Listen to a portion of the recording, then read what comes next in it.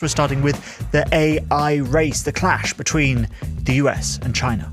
Yeah, so a year ago, the tech world was rocked by the debut of Deepseek. It really seemed to break one of these cardinal rules of AI, that bigger is better and newer is better, but Deepseek broke it.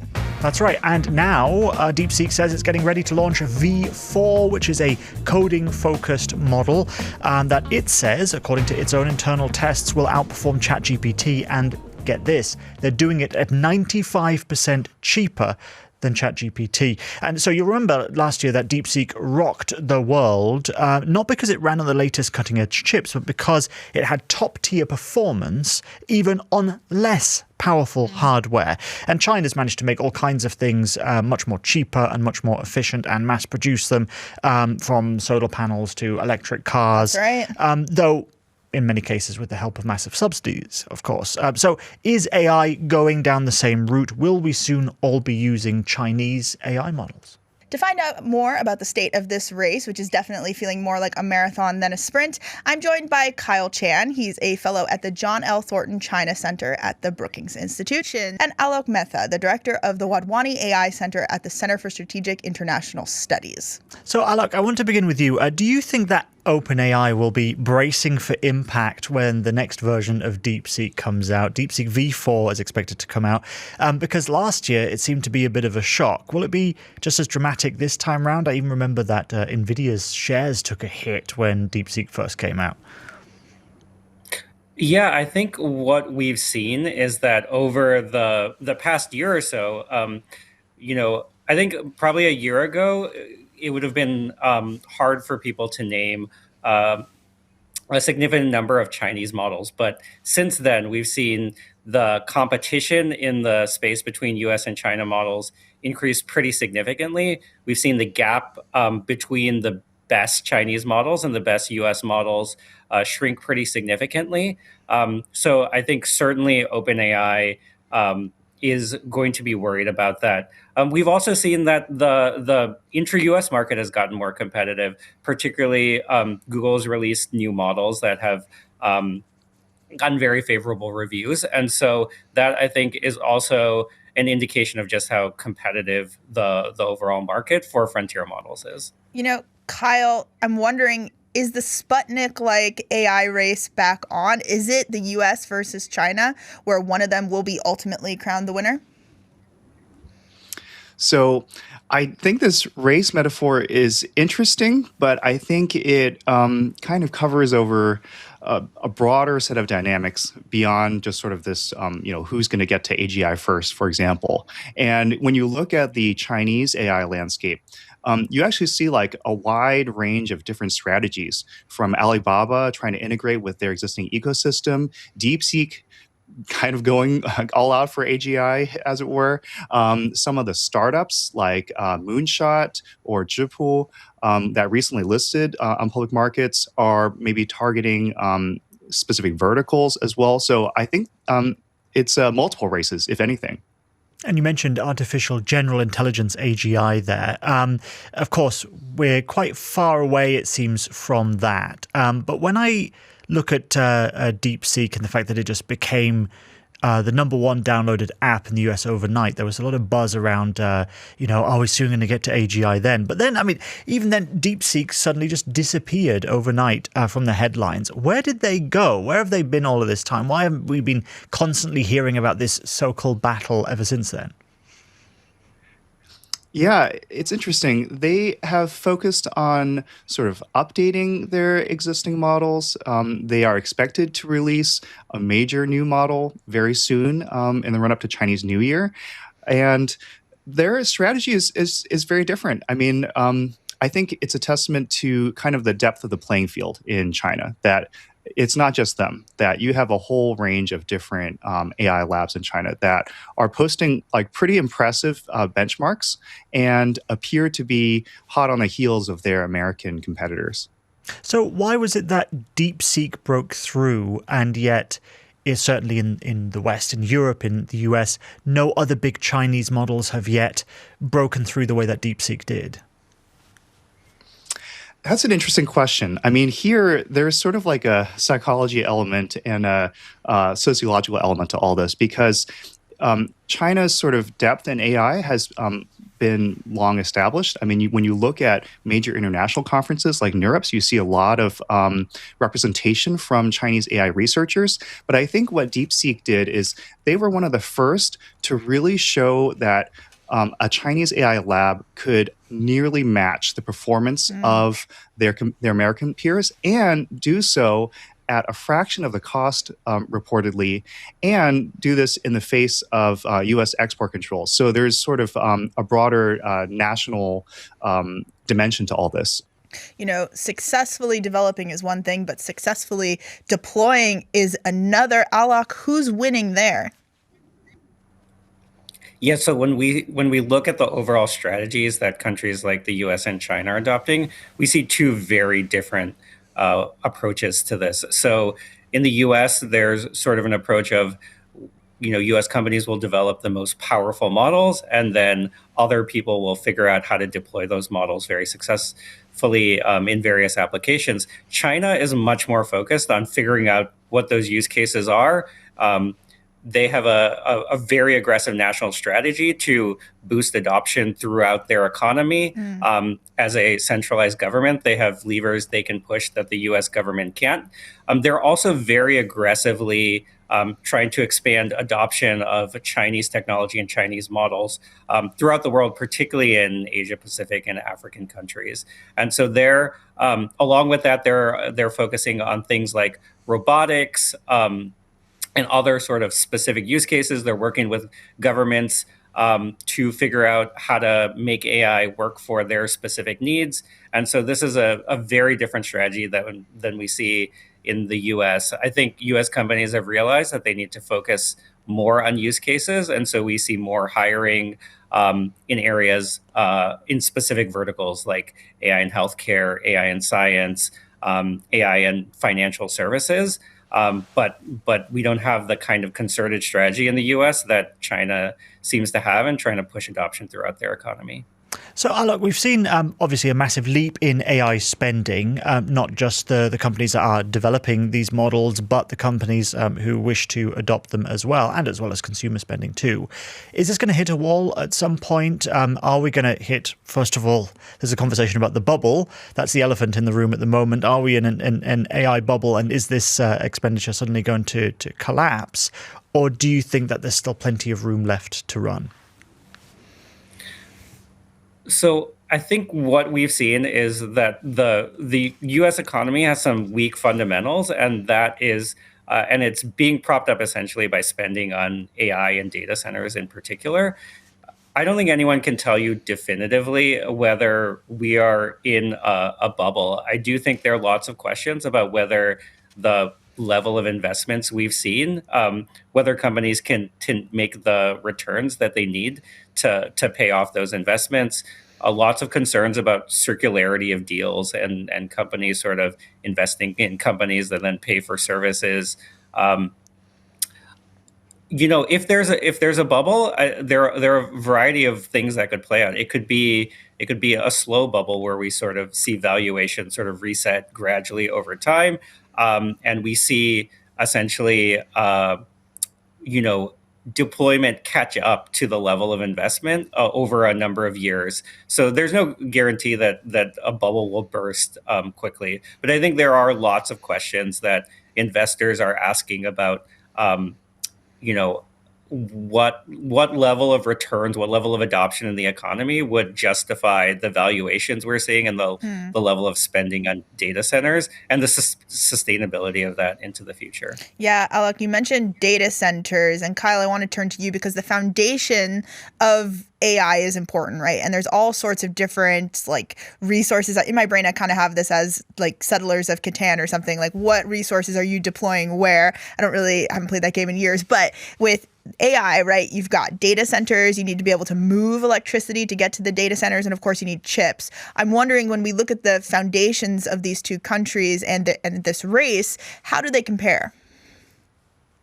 Yeah, so on the chips front, there's no question that NVIDIA's GPUs are the industry standard, industry leader. And you can see that from the demand from Chinese AI labs for NVIDIA's GPUs, including the H200s, which are sort of a previous generation but still high performance AI chips that they're now buying from the United States after the U.S. agreed to sell them.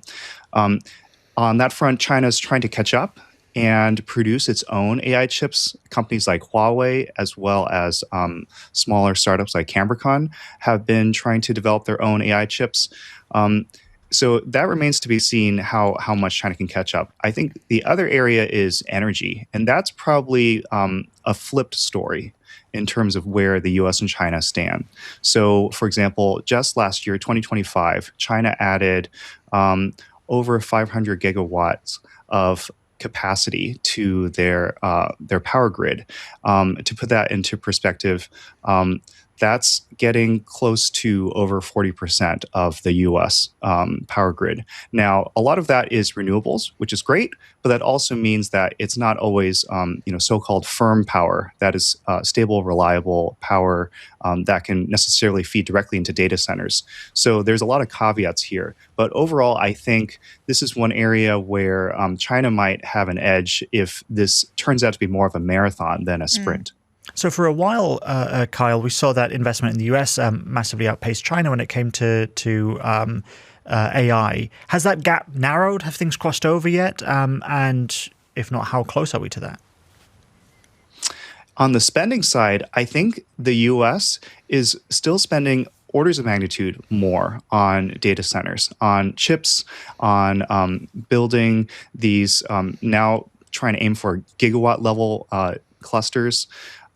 And so I think this puts the US sort of in its own league. I think in China, when you look at the spending of even the largest players, they are still, I would say, a fraction of what we see in the US. So on the one hand, I think that means that Chinese compute capacity will still lag significantly behind US competitors.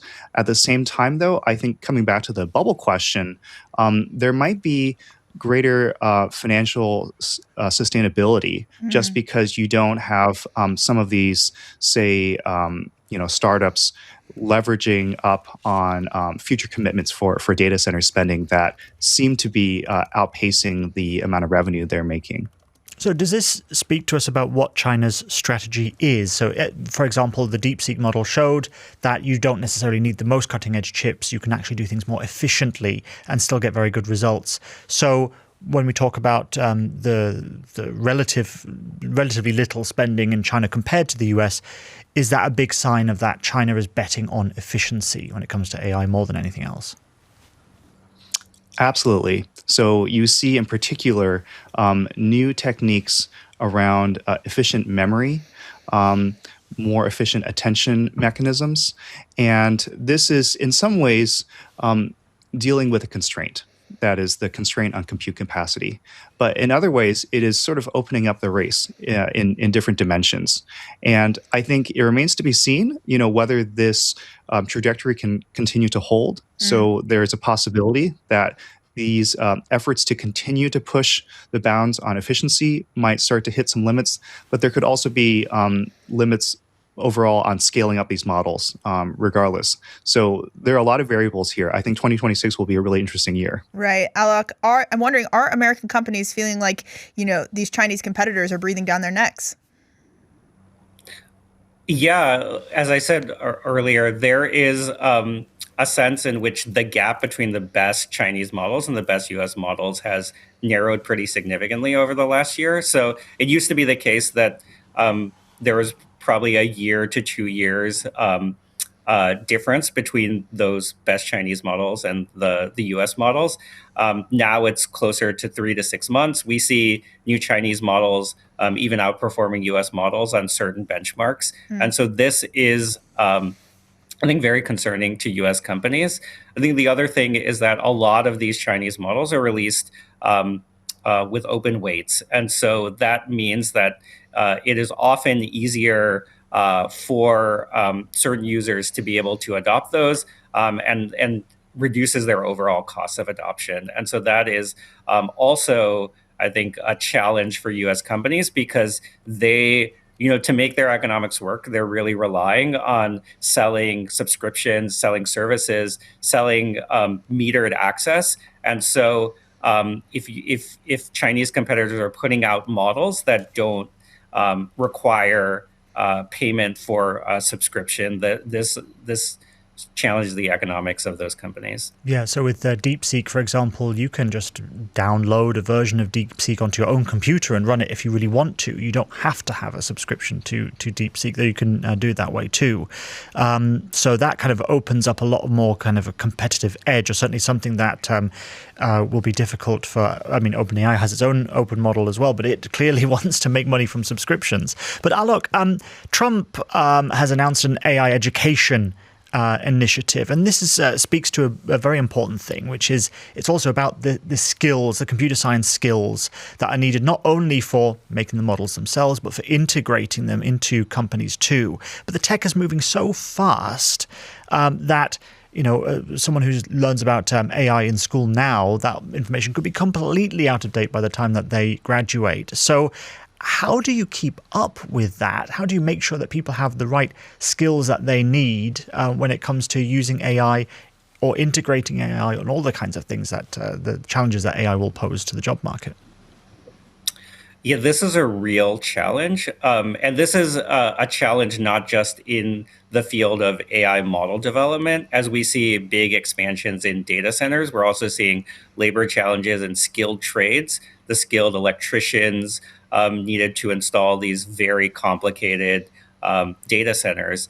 I think we need to think about new ways of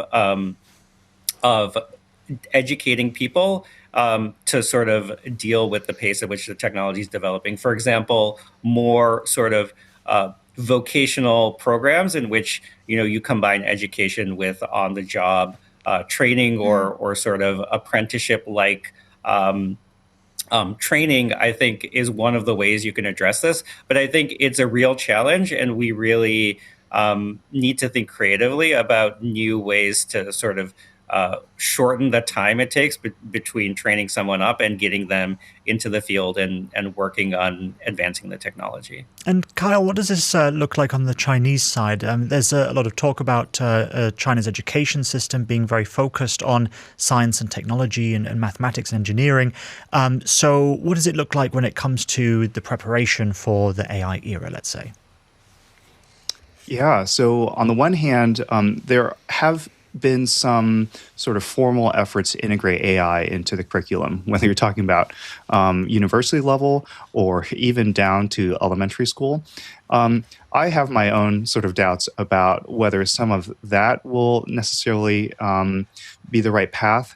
On the other hand, though, I think that there's this broader educational foundation in science and technology that China is building on top of, a real focus on especially applied sciences and engineering.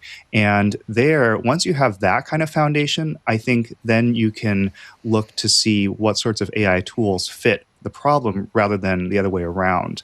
So I think there's going to be different approaches here. And a lot of it will end up probably still being individuals trying to figure this out, play around with the technology and tweak it and see what you can produce.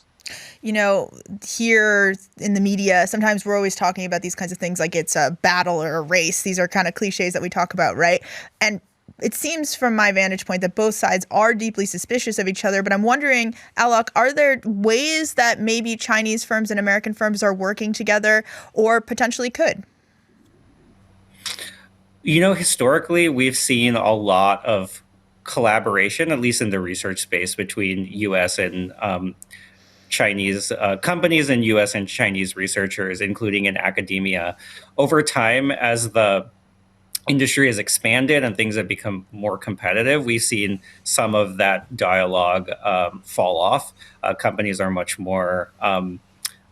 less likely to release research openly, and there have been some concerns raised by researchers in those companies about how they're closing off their research process. So I think it would be helpful for those kinds of dialogues to continue.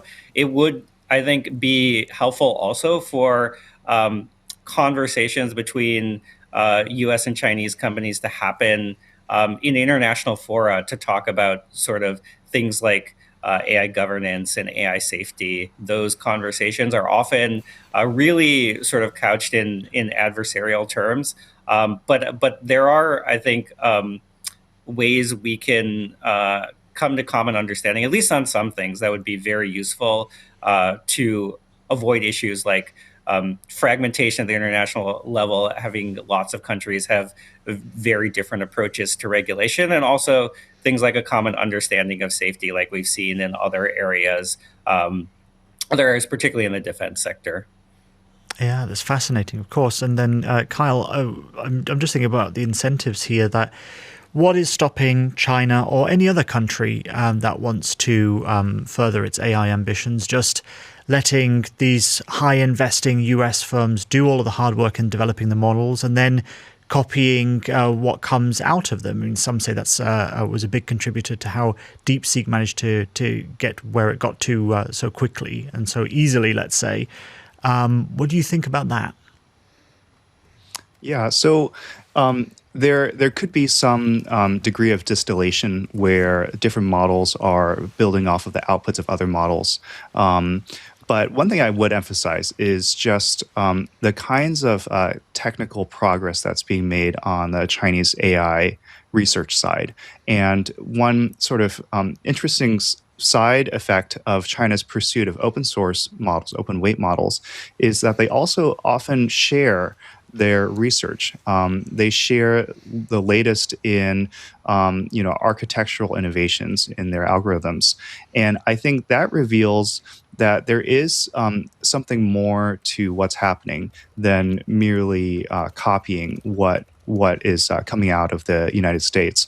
So I think that's one area where they're going to keep pushing ahead. It will be a question, whether they'll continue as they really push the frontier, whether they'll continue to share this sort of research publicly. But so far, it's been quite fascinating to see these technical reports. Look, outside of China and the U.S., I'm wondering which countries' tech is being adopted by, the countries that the countries that are outside of these two superpowers that we've been speaking about. I think it's pretty clear that U.S. and Chinese models dominate the market.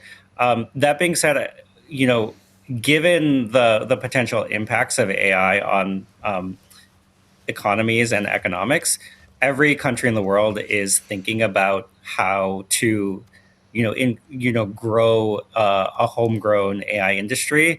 And there are various approaches. So there are some companies like Mistral in France that are developing their own models.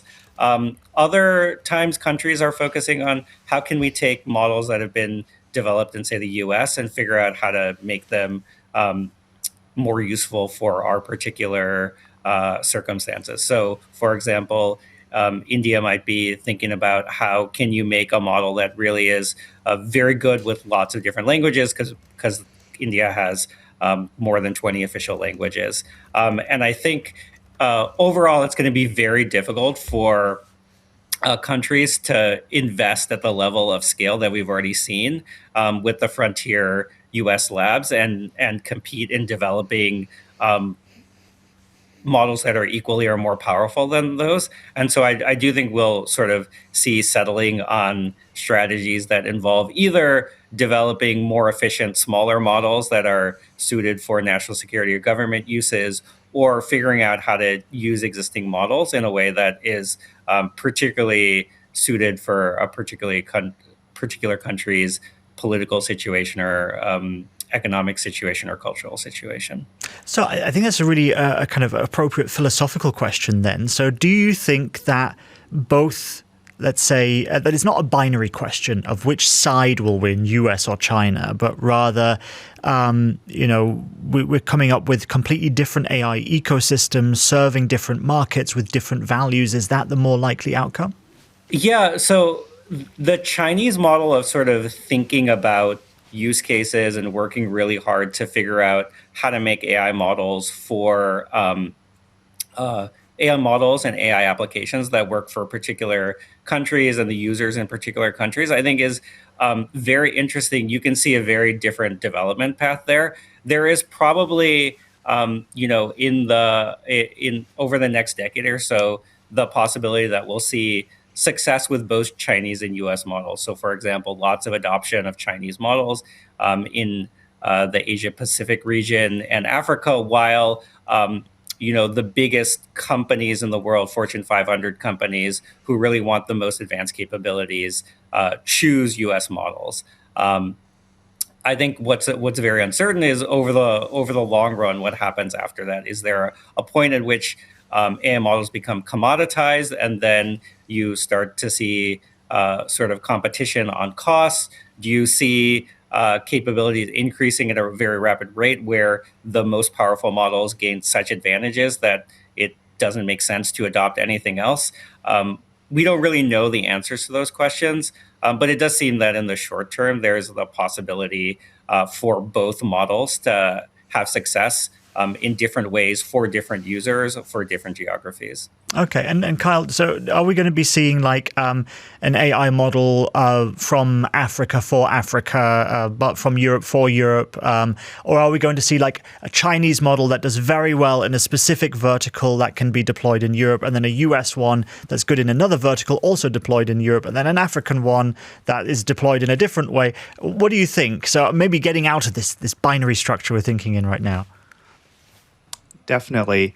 My sort of working hypothesis is that it might be something like the internet, where you could ask like who won the internet? Did a certain country win? And it might sound like a silly question, and you might say like, okay, well, in some areas there is sort of American dominance for certain platforms, but there's so many different aspects of the internet. There's social media, there's e-commerce, there are consumer-facing websites, there are business services, and perhaps AI might follow a path more like that, rather than a single model or a single company sort of dominating everything.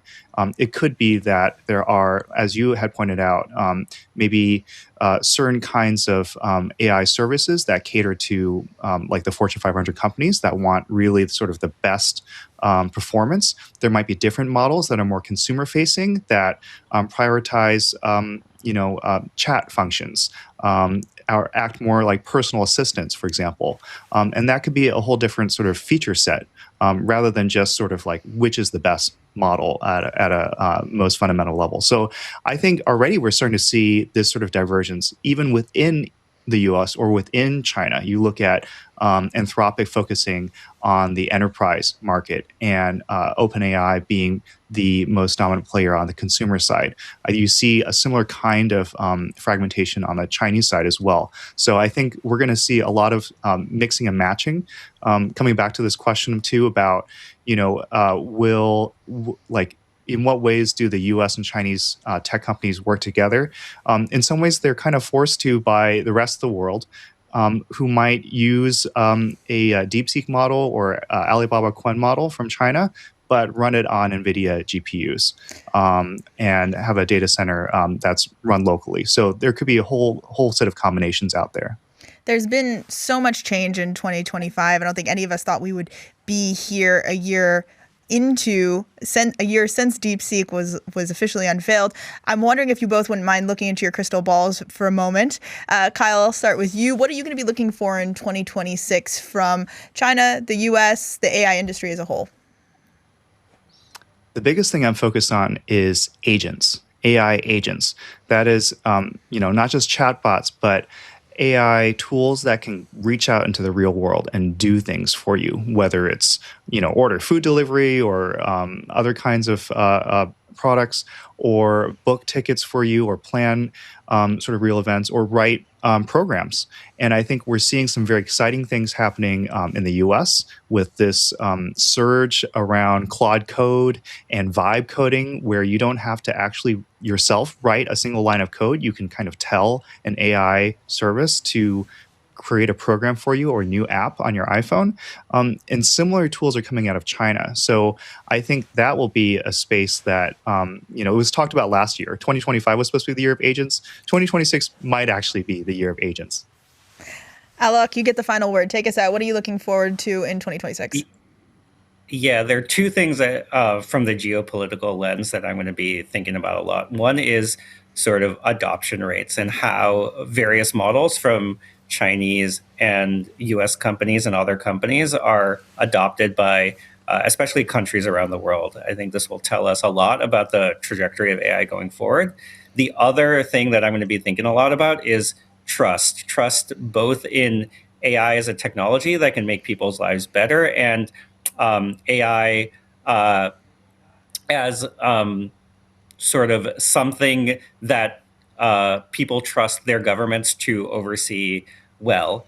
And so what we see is that in the US and in Europe, there's a lot of skepticism in both of those areas from people, whereas there's much higher trust around the world, in China, in countries in Asia. And so really trying to see how those trust dynamics evolve, whether there continues to be a pretty significant gap between Western countries and other countries, and how people are thinking about technology and whether they think it can make their lives better, because this will tell us a lot about how likely people are to adopt that technology, how likely companies are to adopt that technology, and whether there's going to be significant political backlash to continued investment in both AI technology itself and the supply chain related to AI technology. Hey, it's Cassandra and Daniel again, and that was just a sneak peek of our podcast, The Dip. And if you liked what you've seen, you can find the full playlist to our podcast wherever the playlist is on your YouTube player. Might be over there, might be down there. Wherever the playlist is, you can find us. Or you can listen to our full episodes on a podcast player of your choice by clicking the link in the description or scanning the QR code that is on your screen right now. But until next time, you've been watching The Dip. The Dip. Bye-bye. See ya.